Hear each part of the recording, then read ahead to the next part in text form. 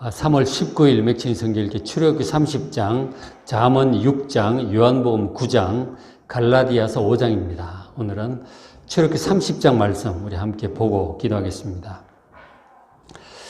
출애굽기 30장은 하나님께서 25장부터 여기까지 이제 성막에 관한 지시사항을 모세에게 쭉 하셨어요. 어떻게 만들어라. 그렇게 하셨는데 성막에 관해서 많은 것들을 얘기하셨어요. 성소에 관해서, 지성소에 관해서, 성막의 뜰에 관해서, 그 안에 있는 기물들에 관해서 쭉 얘기를 하셨는데, 그러니까 이제, 그 앞에 성소, 지성소, 성막의 뜰에서 누락된 부분들이 있어요. 누락됐다고 표현을 해야 되나? 누락된 부분들, 그러니까 분향단, 성소에 있는 분향단, 성막 뜰에 있는 물두멍, 그리고 관유와 속전, 이런 여러 가지들을 이 마지막 부분인 30장에서 다루고 있어요. 그러니까 이제 앞에 28장, 29장이 제사장에 관한 내용이었잖아요. 그래서 이 30장을 제사장이 해야 할 일이라는 관점에서 그렇게 보시면 좋을 것 같아요.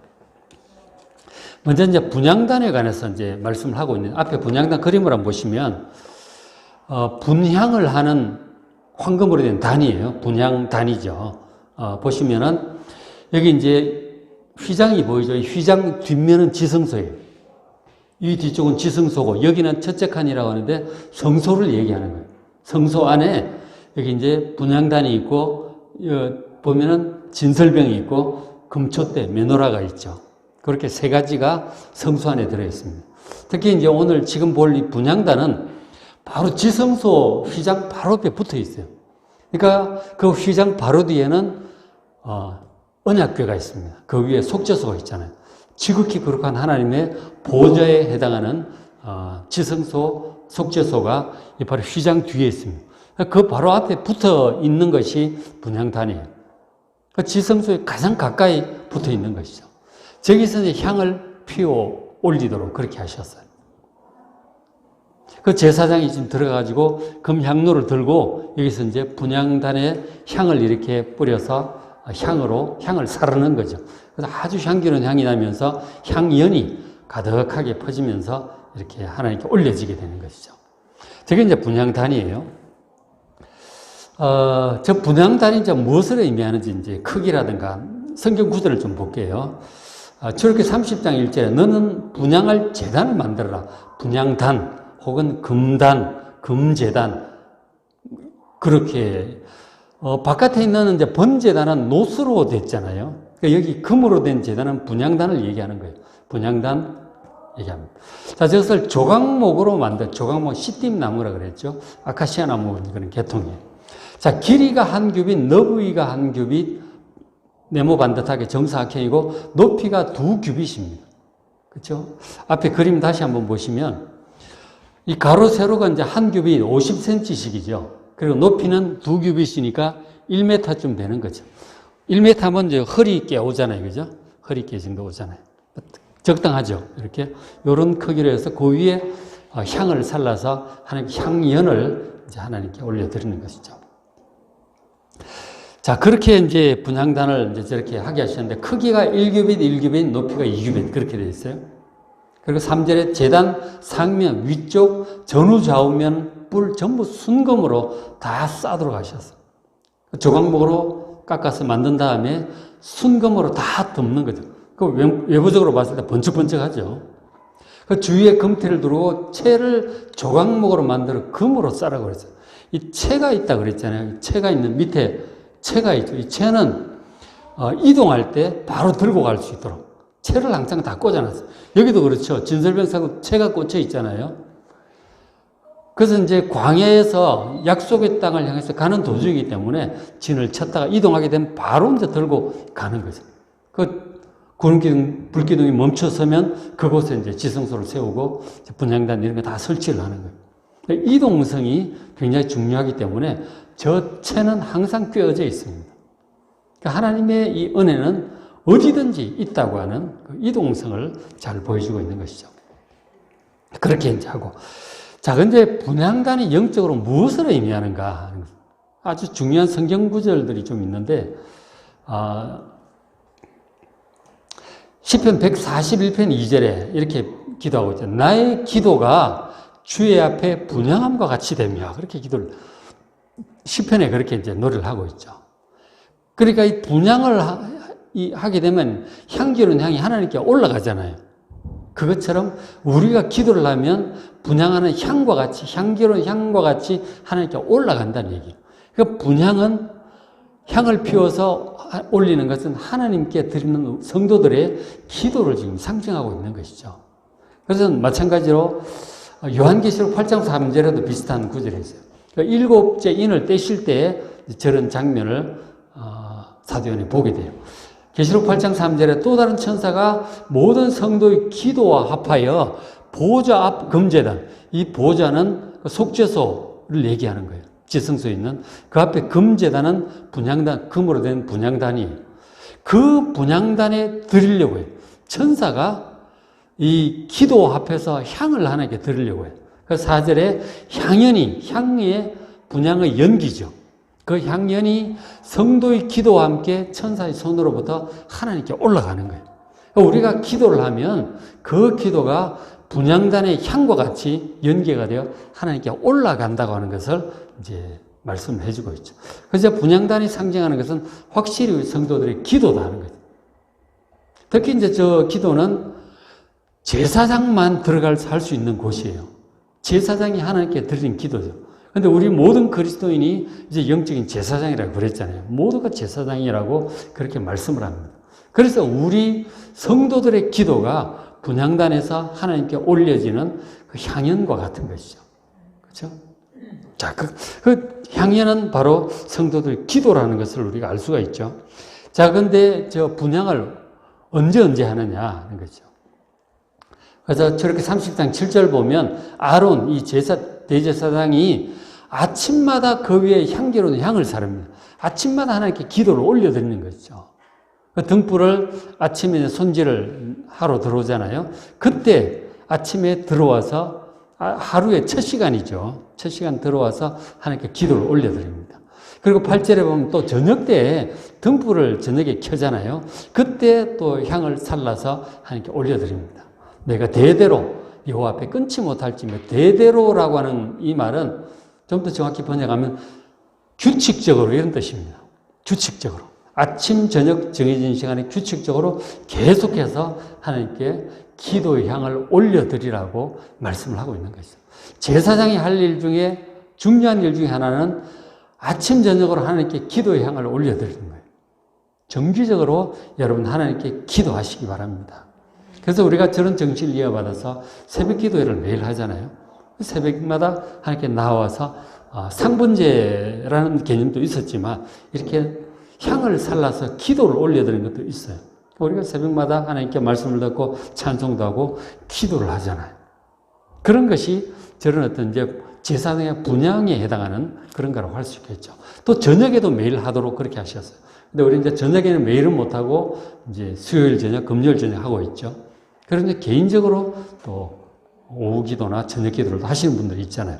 이렇게 이제 아침, 저녁으로 정기적으로 기도를 지속적으로 제사장들은 해야 한다고 말씀을 하시는 거예요. 우리가 만인 제사장이라고 할진데, 그리스도인들이 모두 제사장이라고 할진데, 아침, 저녁으로 정기적으로 기도하는 여러분 되시길 바랍니다. 제사장이 마땅히 할 바다 하는 것이죠. 그 다음에 이제 말씀하시는 것이 물두멍이 있어요. 물두멍에 관한 말씀이 이제 또 30장에 있는데, 앞에 보시면은, 이제 성소에 이렇게 문으로 들어가잖아요. 문으로 들어가면 번제단이 있고, 이 가운데, 이 뒤에, 뭡니까? 뒤에 이제 성소 지성소가 있잖아요. 성소 지성소와 번제단 사이에 물두멍이 있습니다. 저 물두멍에는 노스로 만드는데 거기에 물을 담아요. 물을 이렇게 담아가지고 어떻게 하느냐면 제사장이 손을 씻는 거죠. 그렇죠? 이 제사장이 이 물두멍에서 손을 씻습니다. 자주 씻어요. 언제 씻는지 이제 성경에서 말씀을 하고 있죠. 물두멍이 이제 무엇인지 아시겠죠? 제사장의 손과 발을 씻도록 물을 담아 놓은 것이 물두멍이에요. 큰 대야인 것이죠. 그래서 성경 구절 보시면 저렇게 30장 18절은 너는 물두멍을 놋으로 만들어라. 놋 물두멍이죠. 회막과 제단, 회막은 이제 성소를 얘기하는 거예요. 성소, 지성소 그쪽과 제단, 번제단 사이에 가운데 두는 것입니다. 그리고 그 속에 물을 담아요. 19절, 아론과 그의 아들들, 제사장이 이제 그 안에서 섬길 때 이제 손발을 씻도록 하는 거예요. 그 두멍에서 수족을 씻는다. 손과 발을 씻으라 하는 거죠. 언제 씻느냐면 특별히 20절에 그들이 회막에 들어갈 때 성소 안에 들어가죠. 그게 이제 아침, 저녁으로 등잔 때 불도 관리도 해야 되고 향도 살라야 되고 진설병도 일주일에 한 번씩 갈기도 하고 그러잖아요. 그 종종 자주 들어가요. 제사장이 성소에 자주 들어갑니다. 그래서 회막에 들어갈 때마다 물로 손발을 씻으라는 거죠. 그러니까 불결한 상태에서 하나님께 가까이 나아가지 않도록. 어쨌든 하나님께 가까이 나갈 때 손발을 씻고 정결한 모습으로 나아가라고 말씀을 해요. 그리고 또 하나는 20절 중간에 제단에 가까이 가서 직분을 행하여 여호와께 화제를 살을 때, 제단은 번제단이에요. 그러니까 속죄제, 화목제물, 번제물 이런 거 드리잖아요. 양과 소를 죽이고 태워서 이제 번제물, 속죄제물을 드리는데 그 일을 할 때도 손발을 씻고 가라는 거예요. 항상 하나님 섬기기 위해서 가까이 나아갈 때마다 손발을 씻으라고 그렇게 말씀하는 거예요. 이런 것들이 이제 더 나아갔을 때 우리 마음에 그런 것들을 부정한 것들을 정결하게 하고 깨끗한 영적으로 영육, 마음이, 몸이 정결한 가운데 하나님께 나아가서 이렇게 섬기라고 제사장들에게 얘기를 해주고 있는 것이죠. 그리고 그래서 우리가 하나님을 섬기기 위해서 가까이 나아갈 때마다 우리가 부정하지 않도록 정결한 몸과 마음으로 하나님 가까이 나아가 섬길 수 있도록 그렇게 늘 신경을 쓰시길 바랍니다. 왜냐하면 우리가 섬기는 하나님이 정결한 분이기 때문에 그래요. 정결한 분께 나아갈 때는 우리도 정결해야죠. 회개도 하고 하여간 정성을 기울여서 정결한 모습으로 하나님께 나아가 하나님을 섬기시길 바랍니다. 제사장이 어떻게 하나님을 섬겨야 할지를 지금 이제 보여주고 있는 것이죠.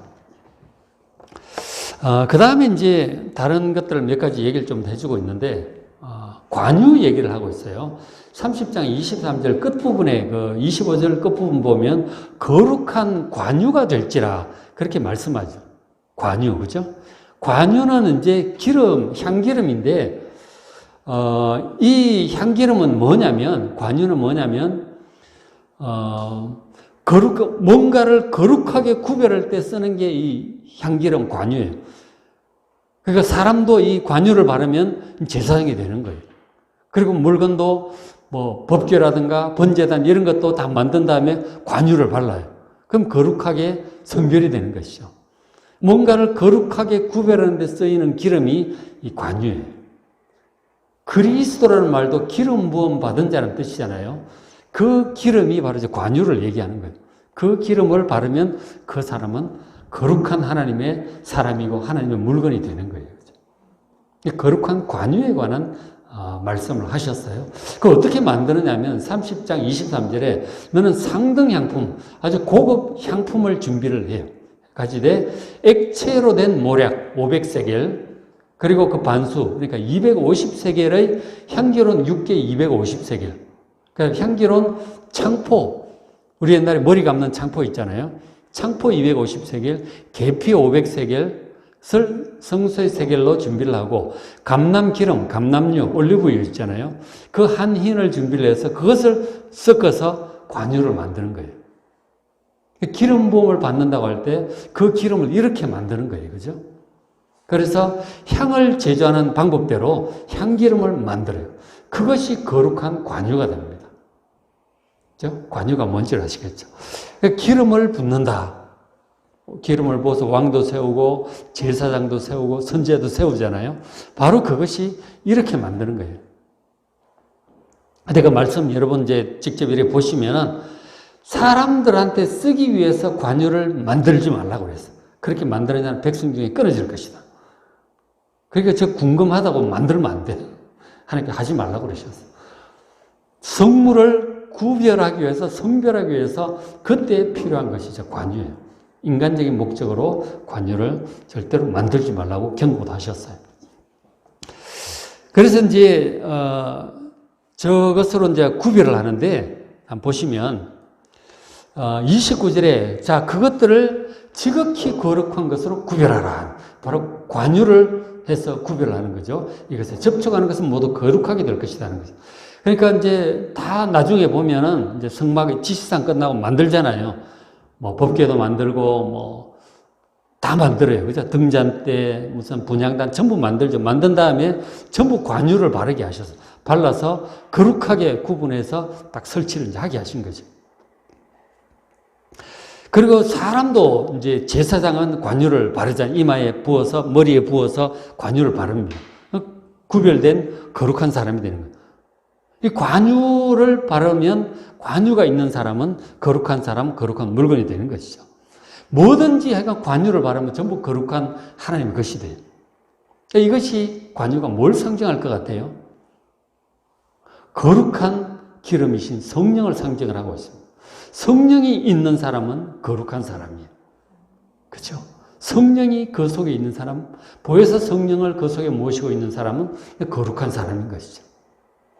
지금처럼 이렇게 우리가 관유를 만들어가지고 바르고 그렇게 하진 않아요. 그렇게 하진 않고, 다만 우리가 예수님을 믿을 때 성령으로 세례를 받죠. 그죠? 예수님께 세례를 우리에게 주시는 것이죠. 성령을 받은 사람은 거룩한 사람, 바로 이 구약에 해당하는 관유가 그 속에 있는 사람이에요. 그러니까 우리 속에 관유가 있다는 사실, 성령의 기름이 있다는 사실을 아시고 거룩한 사람답게 행하는 여러분 되시길 바랍니다.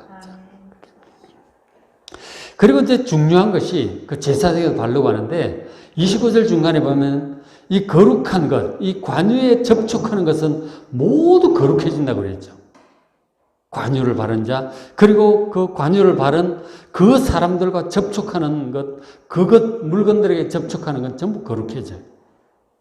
우리가 성령을 모시고 거룩해지면 우리와 접촉하는 사람도 거룩하게 되는 거예요. 그렇죠? 거룩한 영향력을 미치게 되는 것이죠. 우리로 말미암아 우리 성령이 있는 우리로 말미암아 우리와 대화하고 접촉하고 그리고 우리를 통해서 믿게 되고 하나님의 백성이 되어가는 그런 역사들이 나타나잖아요. 접촉하는 자는 하나님의 백성들과 접촉하는 자는 그들도 거룩해지고 하나님의 백성이 될 가능성이 높은 거죠. 그래서 우리가 사람들과 접촉을 해야 되는 것이죠. 예수님께서 죄인이라고 하는 사람들 막 찾아가시잖아요.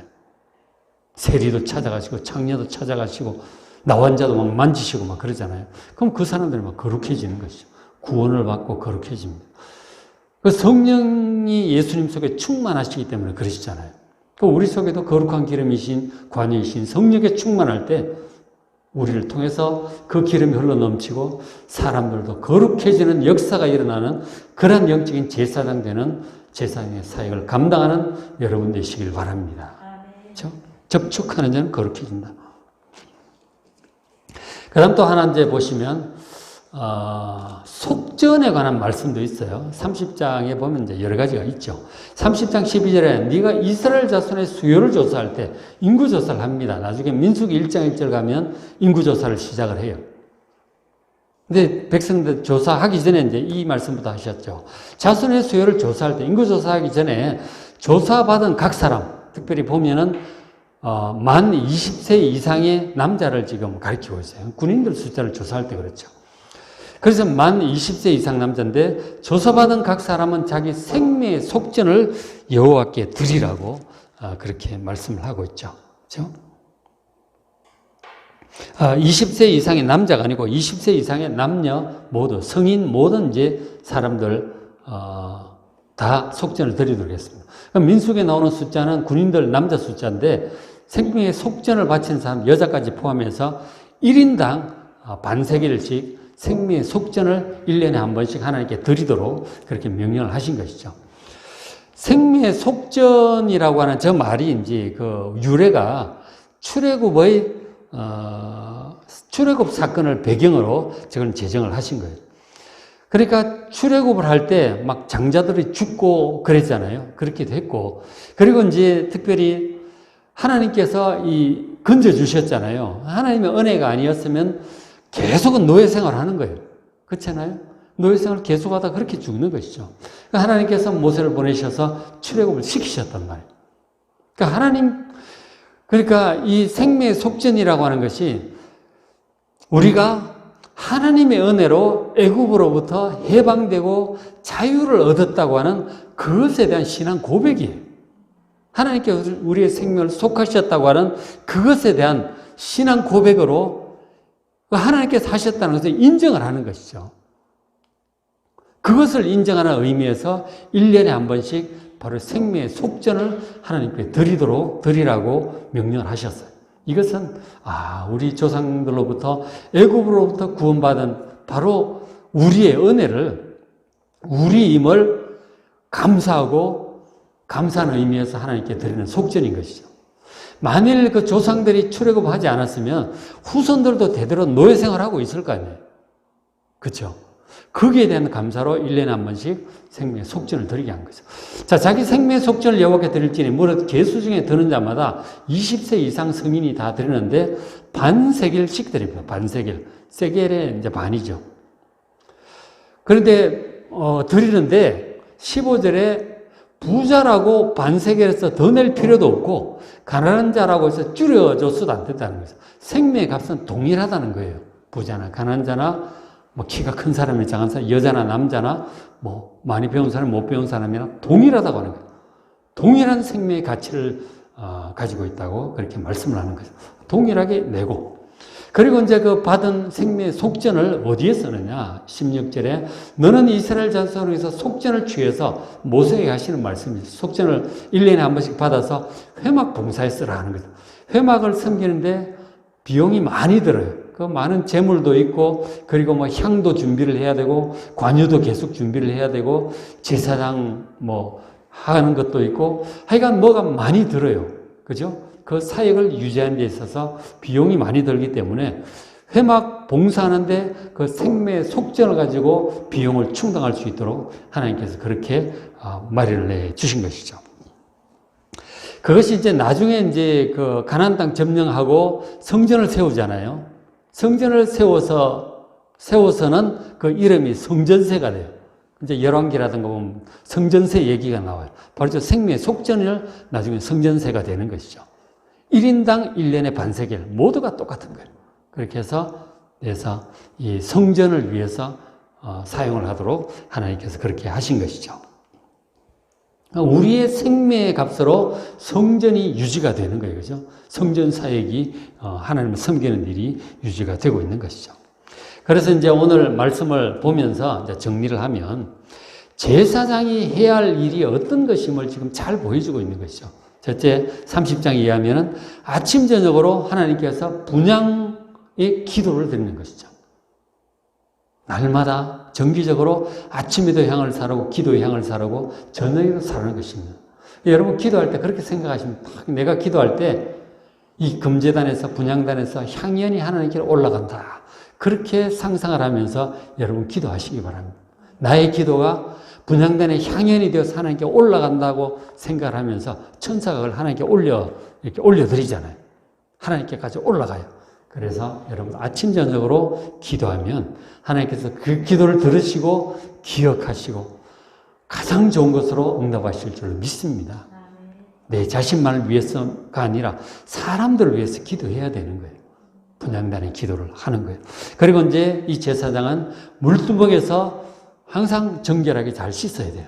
죄가 묻어있지 않도록 몸과 마음을 정결하게 하고 하나님께 나아갈 수 있도록 정결함을 잘 유지하시기 바랍니다. 거룩한 하나님을 섬기는 제사장 정결해야 합니다. 그 다음에 이 제사장은 성령의 기름이 관유가 그 속에 있는 사람이에요.